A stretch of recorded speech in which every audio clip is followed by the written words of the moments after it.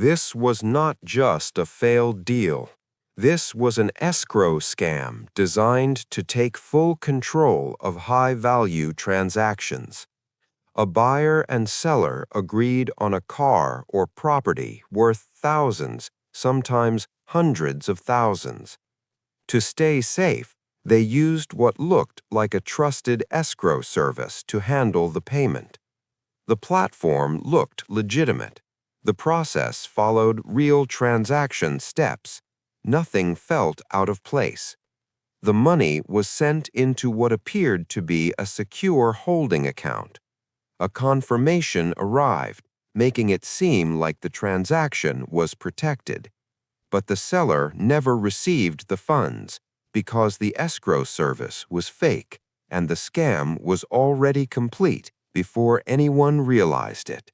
By the early 2020s, high-value car and property transactions had increasingly shifted online, especially across the United States, Europe, and parts of Southeast Asia. Buyers and sellers were often located in different cities or countries, relying entirely on digital platforms, messaging apps, and listing sites to complete deals worth tens or hundreds of thousands. The typical targets were private buyers, car collectors, and property investors searching for better deals outside traditional dealerships and real estate agencies. These were not casual purchases. They involved significant savings, financed funds, or investment capital being moved based on trust built through online interaction. To reduce the obvious risk of dealing with unknown parties, escrow services became a standard solution in these transactions. A neutral third party was expected to hold the funds securely until both sides confirmed that the asset had been delivered as agreed. This process was widely accepted as safe, structured, and professionally reliable in high-value remote deals. That expectation created a critical dependency on the escrow layer, because once both parties agreed to use escrow, control over the transaction began to shift away from them.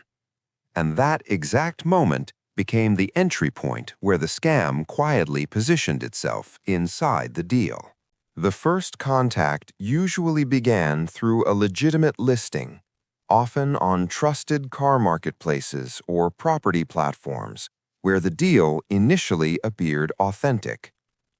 The seller profile looked real, sometimes backed by history, reviews, or even copied credentials taken from legitimate accounts.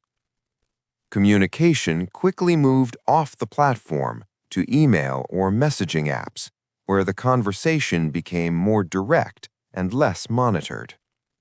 At this stage, nothing felt unusual. The pricing was competitive but believable, and the seller appeared cooperative, responsive, and informed.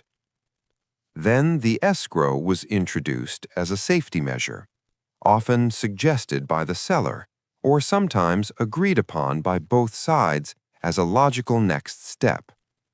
A specific escrow service was recommended, presented as experienced in handling high-value remote transactions.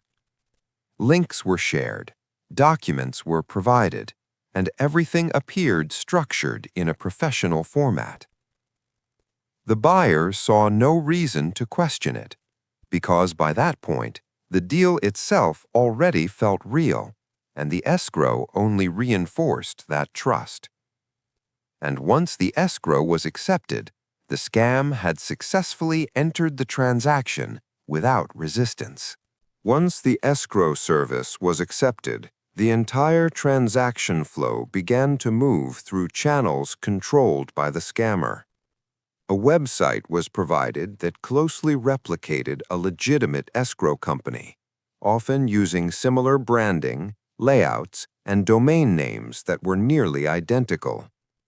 Email communication appeared consistent with the website, using official-looking templates, logos, and structured instructions that reinforced credibility. The buyer was guided step by step through the payment process, with detailed instructions on how to transfer funds into the escrow account. Bank details were presented as secure holding accounts, often tied to what appeared to be corporate entities or regulated financial intermediaries. At that moment, control shifted completely, because the account receiving the funds was not connected to any real escrow service. The transfer was executed under the assumption that the money was protected, but in reality, it was being routed directly into accounts controlled by the scam network. By the time the payment was completed, the funds had already moved through layers designed to prevent reversal. And the structure of the scam ensured that neither the buyer nor the seller had any visibility into where the money actually went. Once the initial payment was completed, the communication did not stop. It became more structured and more urgent. The escrow platform began sending updates, confirming that funds were secured, but additional steps were required before release. New conditions were introduced: verification fees, insurance charges, or cross-border transfer costs that had to be cleared before the transaction could proceed. Each request appeared legitimate, supported by documents, timelines, and explanations that matched real transaction procedures. The buyer was now committed. A large amount had already been transferred, and stopping at this stage meant accepting a total loss. That was the point of no return, where continuing felt safer than walking away.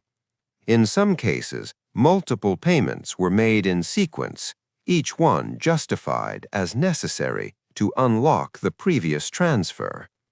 By the time doubts started forming, the total amount sent had grown far beyond the original deal value. The first sign of failure was delay.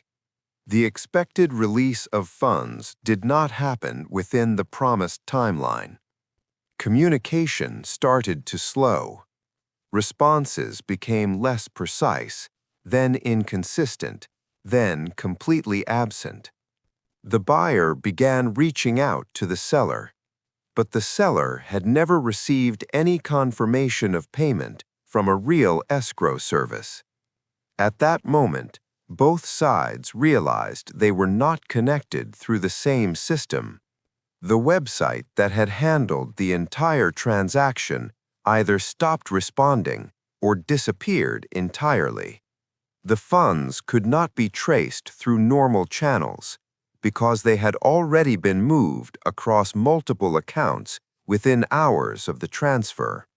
In many cases, the loss represented life savings, business capital, or financed debt that still had to be repaid. And the deal that once looked secure collapsed into a complete financial loss with no immediate path to recovery. What appeared to be an isolated failure quickly revealed a pattern across multiple high-value transactions happening at the same time. Similar complaints began appearing across online forums, marketplace reviews, and consumer protection reports, all describing nearly identical escrow failures. The structure was consistent. Different deals, different assets, but the same escrow process, the same type of website, and the same payment redirection. Victims were not connected to each other, but the method was, which meant the operation was not random, it was coordinated. In some reported cases, buyers attempting new transactions were directed to identical escrow platforms under slightly different domain names. That was the first visible crack in the system, where repetition exposed the underlying structure. Financial institutions began flagging unusual transaction patterns linked to newly created accounts, receiving large sums and moving them rapidly. At the same time, some victims started reporting the incidents to authorities, providing transaction records, email trails, and website details. But by then, the network had already moved funds and shifted infrastructure, staying one step ahead of early detection. As more cases were reported, investigations began linking multiple fraudulent escrow websites to coordinated scam networks operating across different countries. Domain registrations, hosting records, and email infrastructures showed patterns, often traced back to clusters of short-lived websites designed to mimic legitimate escrow firms. Financial tracking revealed that funds were routed through mule accounts, quickly transferred across borders, and converted to reduce traceability. In several cases, law enforcement agencies identified individuals involved in managing payment channels and digital infrastructure. Some arrests were made, particularly where local mule networks could be identified and linked to specific transactions. However, the core operators often remained outside direct reach, operating from jurisdictions with limited enforcement cooperation, or using layered anonymity to avoid identification. Investigations confirmed that the scam relied less on technology and more on exploiting trust within high-value transactions. The escrow model itself was not flawed, but the way it was replicated and inserted into deals created a controlled environment where victims unknowingly handed over full financial control. In many cases, funds were not recovered because by the time reports were filed, the money had already moved through multiple systems designed to erase its trail. What began as individual deal failures was ultimately exposed as a structured global scam targeting trust in high-value transactions.